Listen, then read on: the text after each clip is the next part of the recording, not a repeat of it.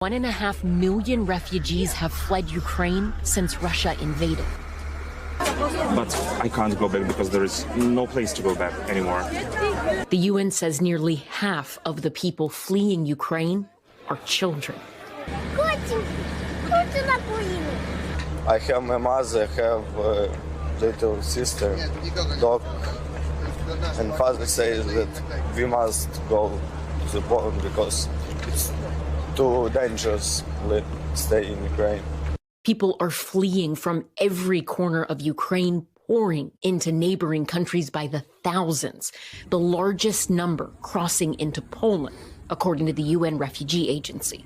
What are your friends saying to you? I mean, what is it like right now to be a teenager in Ukraine? Well, they really hate Russians a lot. They came, Russians, they came to occupy another country. They are really angry with Russia, and of course they are also scared.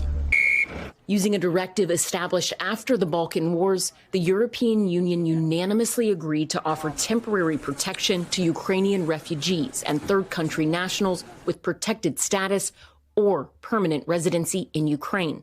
It gives Ukrainian refugees access to housing, education, other social welfare programs. They don't have to file individual asylum claims, and it can be extended up to 3 years.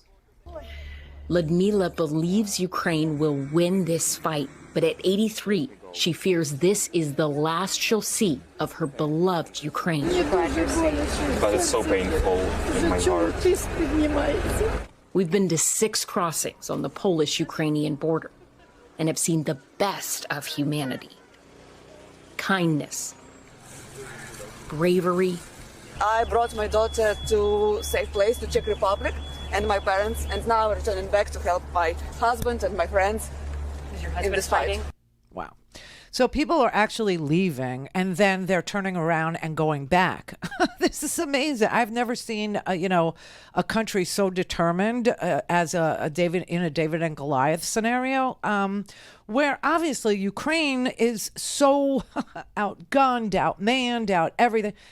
But the truth is that the world is just disgusted. The world has turned against Vladimir Putin, except, in Russia, because Russia is it's like a whole country of people watching Fox News all the time. And now the internets are starting to get blocked. The internets are starting to get pulled down.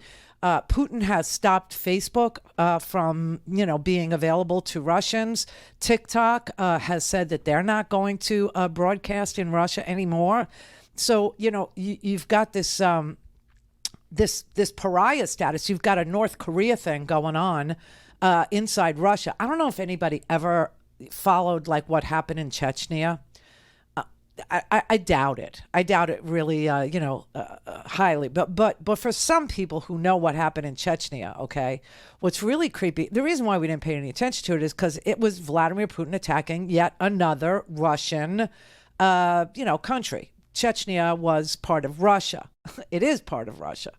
But anyway, what happened there was he bombed it to smithereens in the same manner in which he's doing, to Ukraine, which is not part of Russia. And then after he bombed it to, like a shell of its former self, he literally killed just about everybody and rebuilt it. He rebuilt it. And it's like a Potemkin village in this way. I mean, nobody can afford to live in any of the apartments that he built, right? And so what's really, really, really ugly about it is the society there is closed. It's a closed society where I mean, if you know about East Germany or North Korea being hermit nations, right? If you know anything about that, that's what Chechnya is. That's what he's turned it into. There are pictures of him all over the streets. There's, Russian flags and blah, blah, blah, and all this. But there's no freedom at all. And anybody that, represents any kind of not even a threat, but a question to him about their loyalty to him, the secret police show up at their house and they will arrest them and they will jail them. They will beat them. They will intimidate them. So this is basically what he wants to do to Ukraine, and Ukraine is having none of it. Ukraine has been independent for over 30 years now. It's only 30 years, but it's been 30 years of insane development, 30 years of intense democracy, 30 years of freedom, 30 years of religious freedom and freedom of speech and freedom of movement.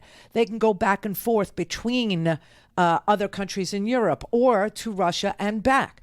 And they're not willing to give this up, and they're not willing to live in the Soviet Union. They're not willing to live under the thumb of Vladimir Putin. And so they're going to fight. They're going to fight, and they're going to fight and fight and fight. And so you have the women and the children who have been told, we'll get you to the border, go over the border, go to Poland, go to Romania, go to,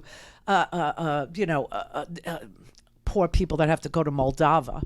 But go to Moldova, go to any of the neighbors, and stay there. And then the men will stay and the men will fight. Well, a lot of the people who are leaving, are taking their children. I've never seen a society take their pets. Have you? But they literally, not only will they carry their cats, not only will they carry their little lap dogs, but I've seen, this brutality, this barbarism that's going on there. I have seen people take their giant dogs, their big dogs, their German Shepherds, their, Springer Spaniels, and carry them as they're fleeing, to get on the bus, as they're fleeing, as they're walking to get on the train, it's pretty amazing. It's pretty amazing. But I have to tell you that I don't see the end game here. Do you? Does anybody? Because to me, there's no way for Vladimir Putin to get out of this intact. For me, there is no way that Vladimir Putin can survive being branded a terrorist, which the world has branded him, a war criminal, which the world has branded him. The idea that they were supposed to have a ceasefire, that's what the second meeting was about on Friday. And that they had arranged, Ukraine and Russia had agreed to an 11-hour ceasefire. And that was to allow for the Ukrainians to leave the suburbs. That was for the Ukrainians to leave cities that he's already destroyed in the south, like Mariupol in the south. In the north, you had suburbs of Kiev. You had suburbs called Irpin and other suburbs. And they were asking for a ceasefire for safe passage so that the women and children could go and, get to Poland or get to Romania or get to Hungary or get to Moldova, right? And the Russians apparently agreed to give them 11 hours to get the hell out. And while they were getting the hell out, he's firing rockets at them and shelling them and killing them on the way. This man is such a terrorist. He's such a barbarian that even when he agrees to do anything, when he agrees to a ceasefire, when he agrees to allow for safe, he reneges on it. He can't. His word means less than Donald Trump's word on anything. I mean, he is a world heavyweight champion barbarian.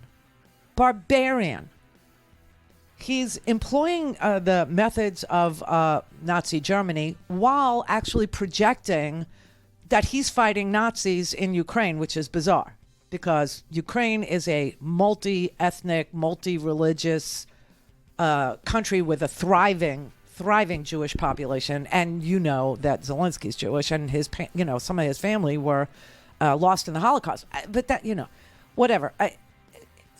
I don't see how Putin gets out of this. Do you? Now, the idea that he's painted into a corner shouldn't be lost on anybody, but the idea that he's got, weapons, let's say, in that corner also shouldn't be lost on anybody. So what's the end game? Don't have time to listen to the live show? Want to hear more on your schedule? Go to randyrhodes.com and buy a stinking podcast.